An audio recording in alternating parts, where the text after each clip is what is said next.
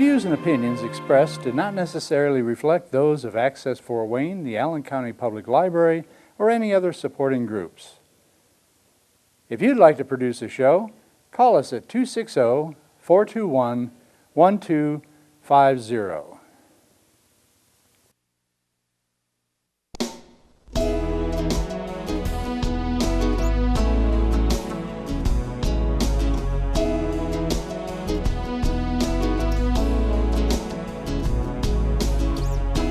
Let me be your lighthouse so I can show you the way. Let me be your shining light, I'll keep you from drifting away. I'm the one that makes you try when... Hello, this is Patty Hunter, Patty's Page. Welcome to my show. Today, my special guest is Missionary David S. Bush, and he and his wife Barbara are here today on my show. Barbara's going to be a quiet person here, but he'll answer all the questions. So he's going to do sign language as well as answer my questions. So, cool. So, welcome. Thank you. Happy to be here. Thank you. So, tell me already. From the last time we were on Patty's Page, where did you go, you and Barbara? Well, last time I was here, we were planning to go to Macau, but they closed the English Center because of costs. Oh. So they established a contact for me in Hong Kong, and we made arrangements. Instead of going to Macau, we went to Hong Kong, and now I work with the Lutheran School for the Deaf. It was established 51 years ago by my friend Dr. Lou Jasper, Oh, yeah. who I met 40 years ago, had lunch with him in New York when he was on furlough. So I learned of his work and I was kind of inspired, but I never dreamed I'd be going there many years later. It's how things work out. It works out, yeah. It may seem insignificant at the time, but when it does happen, it's, oh yeah. Right. Been a lot of that recently.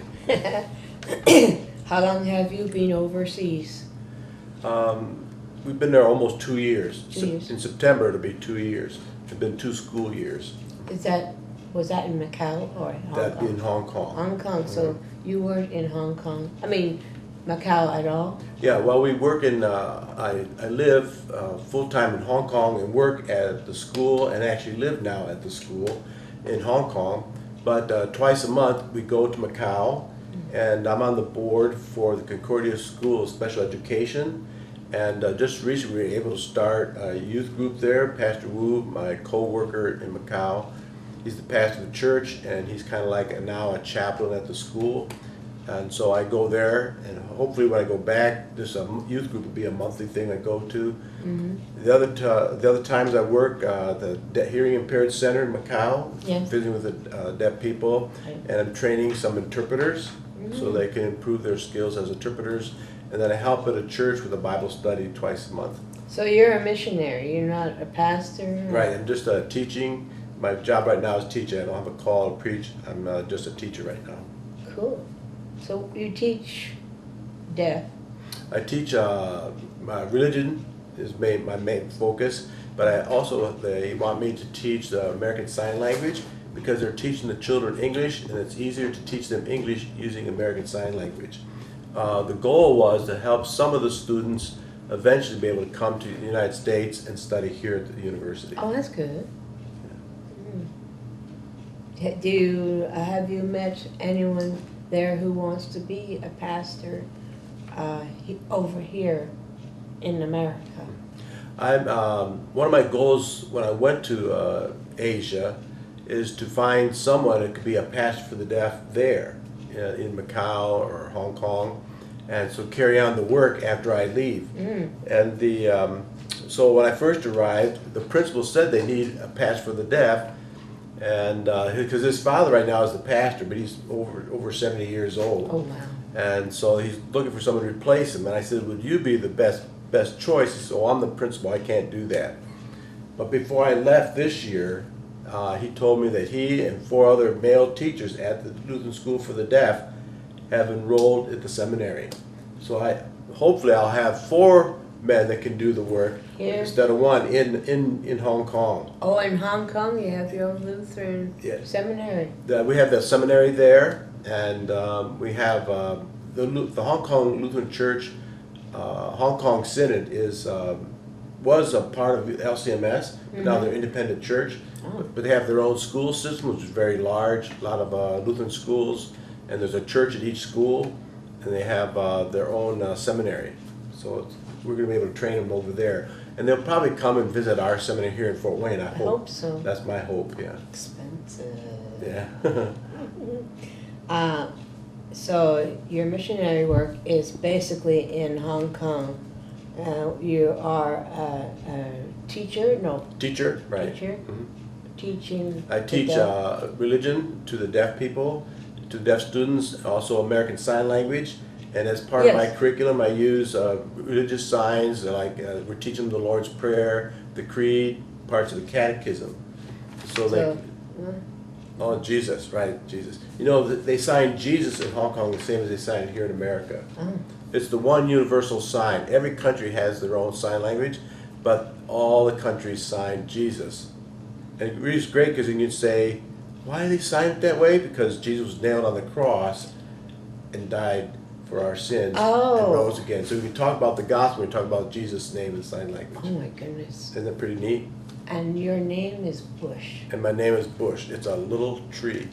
My name sign is Bush, and my wife's name sign is Barbara. But quiet. Yeah, because she's quiet. Yeah. So Jesus' name sign is Jesus. It's good. I should learn. I'm partly deaf myself, and so is my husband. I should learn sign language. Yeah, if you both learn it together, you can talk to each other. Because sometimes I have to yell more than necessary. Right. So, where do you live? You live in Hong Kong. I live in Hong Kong, and it's this very small apartment. Oh. It's You about the rent it? size it's given to me free. Rent in Hong Kong is very expensive. My small apartment is about the size of a hotel room here in USA. Would cost $2,500 a month, and an apartment with 3 bedrooms would cost around $6,000 USA a month. Well, how much is the money over there? Is it a... Well, they have $1, and about $7.50 is $1 for us. So if I give them an American dollar, they'll give me $7.50 back Wow. in Hong Kong. Well, that's...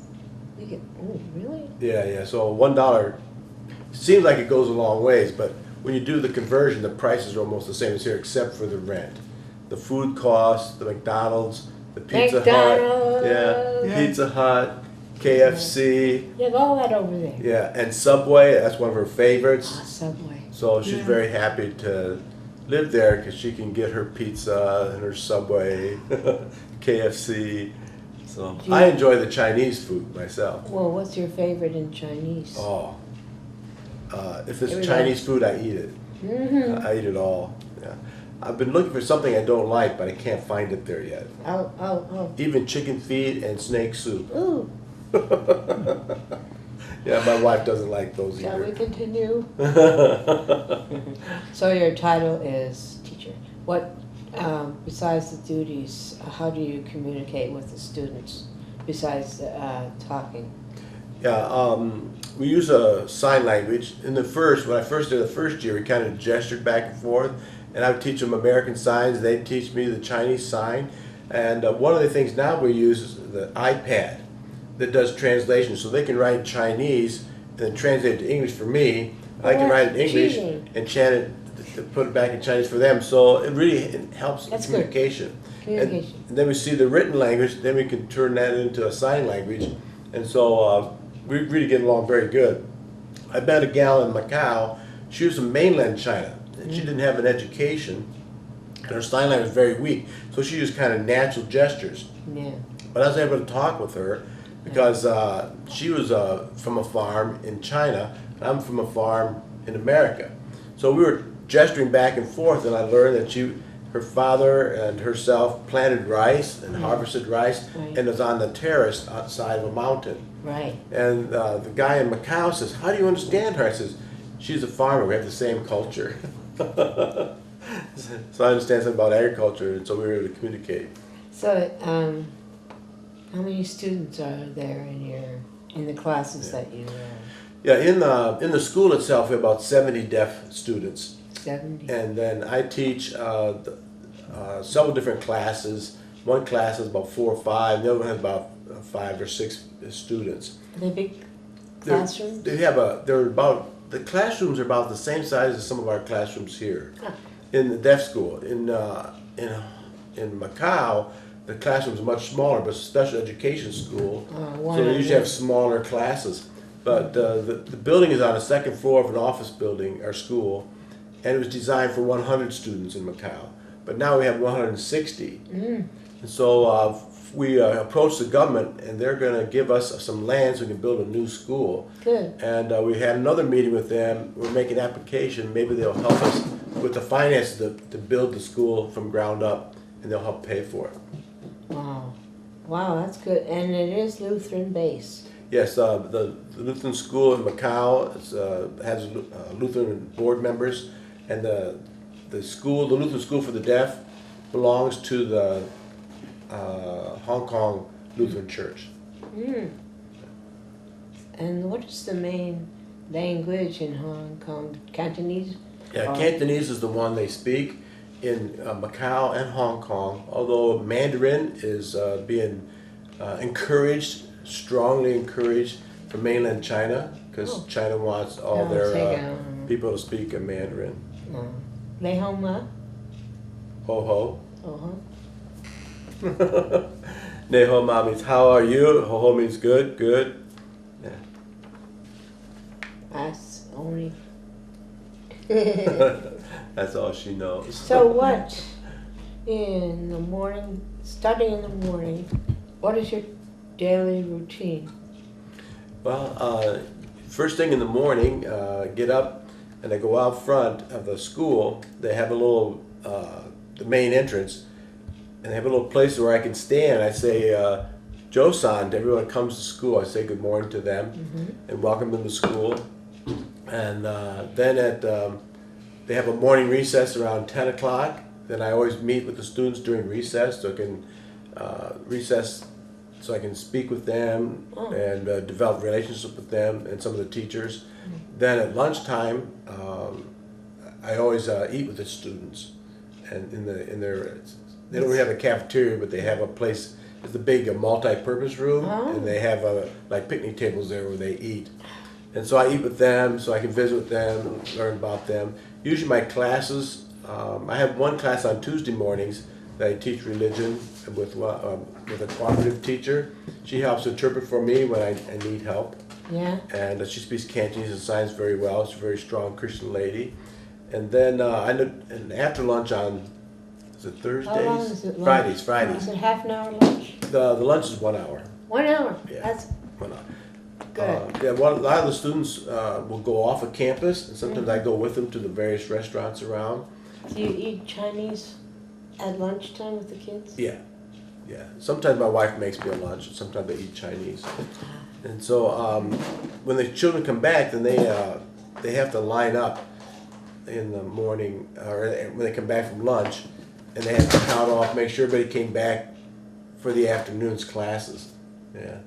In the morning, also, after all the children arrive, they have a devotion in the morning. One of the students will lead the student body and the staff in the Lord's Prayer.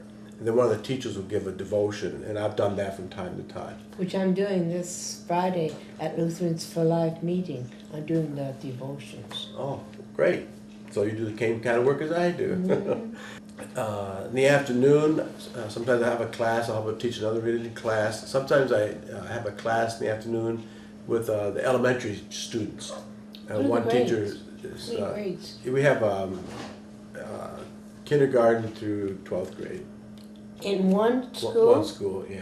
Wow. Because it's not really, they're promoted according to abilities. And so it's not really, they have classes, but they can be, depending how, if they're good at English, they can be in a higher class. So it's not the same system as we got here. And what does Barbara do in an average day? She cleans the house. She cleans my clothes.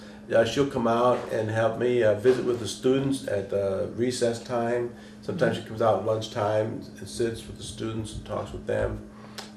She and I both go out when they have field trips. They have quite a few field trips. Some of the older students Bus? go. We take a bus. Yeah, most of the time we'll take a bus to someplace. And they'll go to like a vocational training place. So they want to introduce the students to the various opportunities that are there for them when they graduate. Sometimes they go to a confidence building activity. One time they went on a sailboat, Oh, and a big sailboat with two huge masts. She didn't go with me Not that you? day, no. But we had about 20 students go with us, and then they swung out over the water. dragon race? They have those, but our kids haven't done that. But they go and visit the drag race. Barbara and I, one year went to another small village. It's very traditional Chinese village, and we went there and watched the dragon races. And then we were walked to the end of the village. There's no cars in that area. We walked out to the end, and the houses are built over the water Wow. on stilts. Stilts. Yeah. Yes, that's what I thought. Yeah. Rice paddies? Yeah, there's no rice paddies in Hong Kong anymore. It's no agriculture. There's too much people. Too many people. It's all buildings. But when we were walking back in Tai O is the name of the town, this Chinese family were celebrating with the traditional what they call dumplings. It's rice mixed with some meat and it's wrapped in a leaf. So they shared that with us, and so we were able to eat with them, even though we couldn't speak with them. Just gesture. Universal language. Yeah, just gesturing. Yeah, so they were very friendly to us. So we enjoyed that. So, what is their main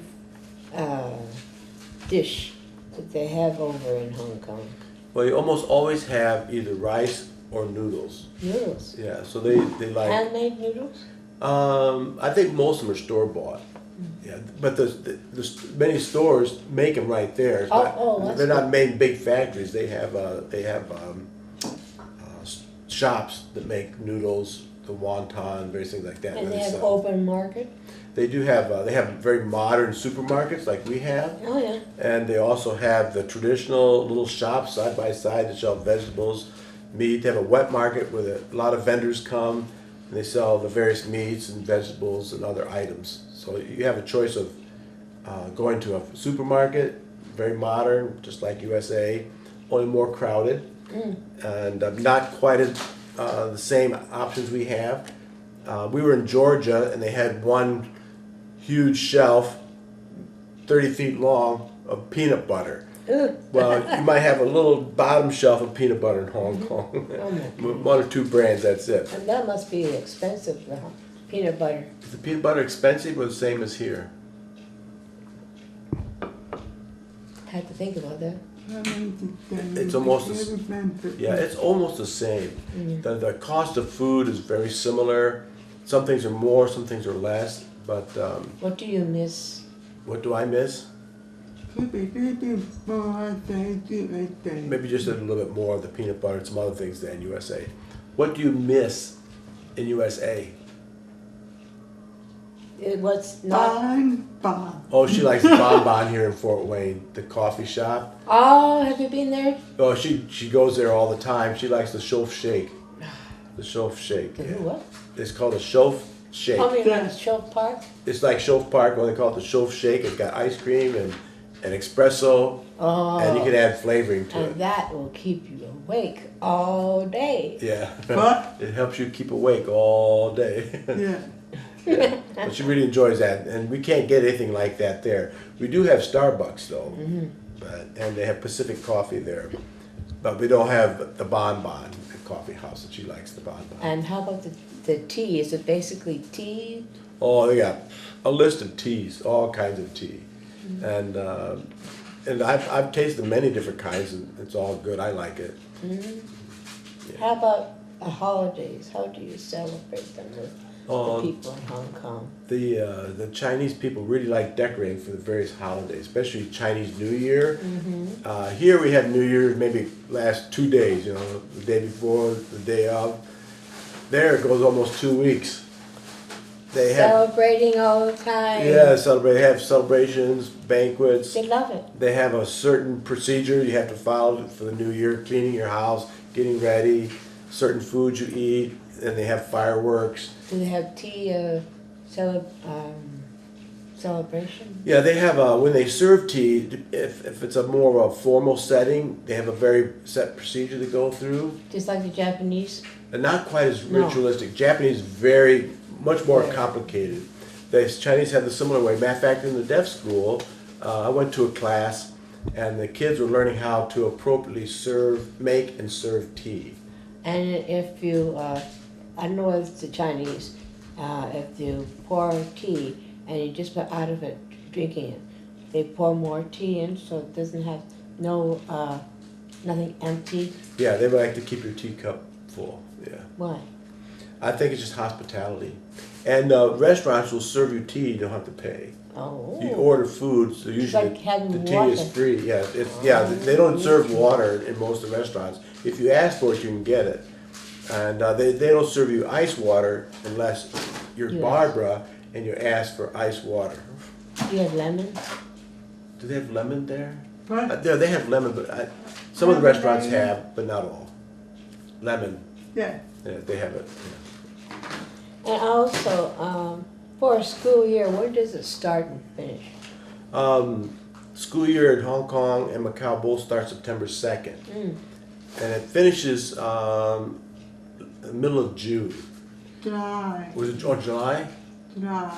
Oh, it finishes they in have- July. They only have 1 month off? About 1 month, yeah. Okay. Yeah. Well, at least But they get the time off, like the Chinese New Year. They get a week or more. And So some that other makes times sense for it. they have times where they get off, so that's why they, yeah. And all your students, are they all Chinese? No, we have one student he was born in Africa, but he has been in Hong Kong long enough, he knows Yes. Chinese. And we have quite a few from Pakistan that come, and they're Muslim. Yeah. And then I think there's some other countries that some of the deaf people have come from. So they go to the Lutheran thing. Are you getting through to some of these non-Christians? I've become really good friends with 2 or 3 of the Muslim students, and one has told me his family is Muslim, but he likes Jesus, and so I'm not sure he's a Christian yet, but he has been very interested in learning about Jesus. That's good to hear. And the young girl, she really loves Jesus. I think she's a Christian. How do you reach out to communicate with them about Jesus, especially when they're Muslim or whatever? Well, they're in the religion class, and then when I'm talking about one-to-one, I often bring up my faith, things that Jesus did, something that reminds me about Jesus, like when we went on the ship, I said, we had devotion about Jesus stilling the storm. He was on the ship, and I said, the ship was smaller than this, but he fell asleep, and the big storm came, and then the disciples had to wake him up, and then with his power, because he's God, he could still the storm and the waves. Yeah. So you have opportunities like that. Anytime I see an opportunity to talk about Jesus, I take it. Finally, what can we do to assist you on your mission here in the United States, especially Fort Wayne? Yeah, we've spent 2 months traveling all over Eastern USA. I was at the Elder Mel Convention, and I had helped interpret for that. We had 3 deaf people. One of the ladies went to school in Macau. That was at the Elder Mel Convention. Small She was world. deaf, and she's now a deaconess in Detroit at the Lutheran School for the Deaf in Detroit. It's a new school just opened. Oh. And then her friend from Texas, she was deaf. She was one of my students. Her father was my student at the seminary, and I was the first pastor that she met that could sign. That was about 30 years ago when I met her. And we ask people to pray for us, and if they're inspired, they can contribute funds. And they send it to the Lutheran Church Missouri Synod, And if you go online, they can explain to you how to do that. Okay, what is the email we can be able to put it on? The website would be lcms.org and then /BUSH. So, Your name. yeah, Spelling it my out. name, right? B-U-S-H. BUH, my name, right? So Bush. so it's lcms.org /BUSH, all lowercase. All right. And then it'll give you some information about us, and it'll tell you how to contribute if you'd like. Oh, I forgot. I was going to ask you, how do you make sign language using your fingers when you're talking? Oh, okay.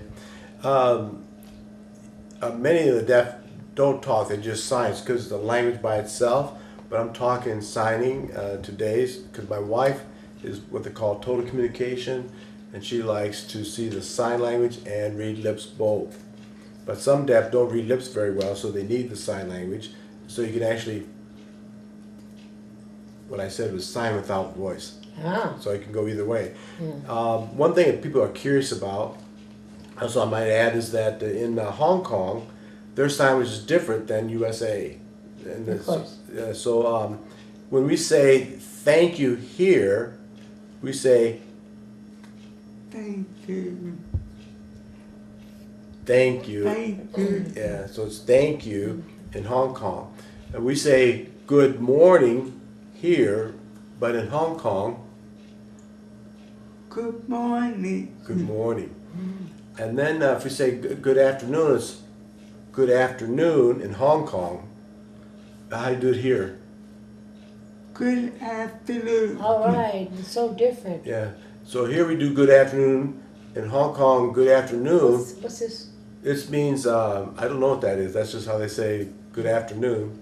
And then, but in Macau, sometimes some of the signs in Macau are a little bit different. So in Macau, instead of signing good afternoon, they sign Good afternoon. just the opposite.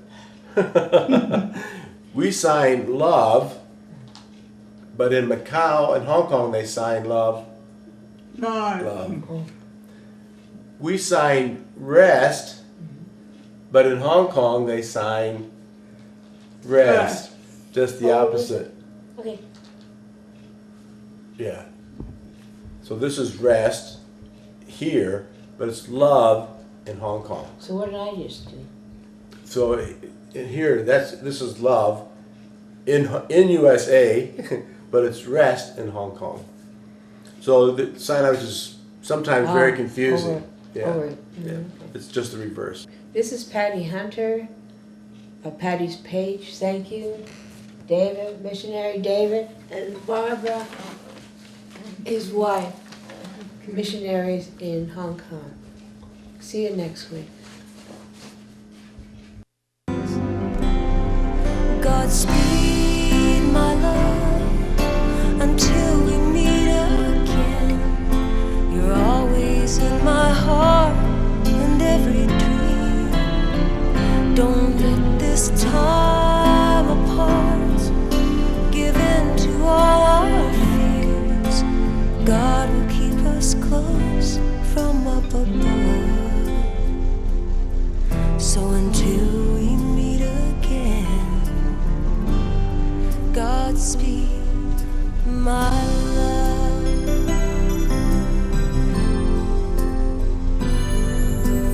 God is with us always.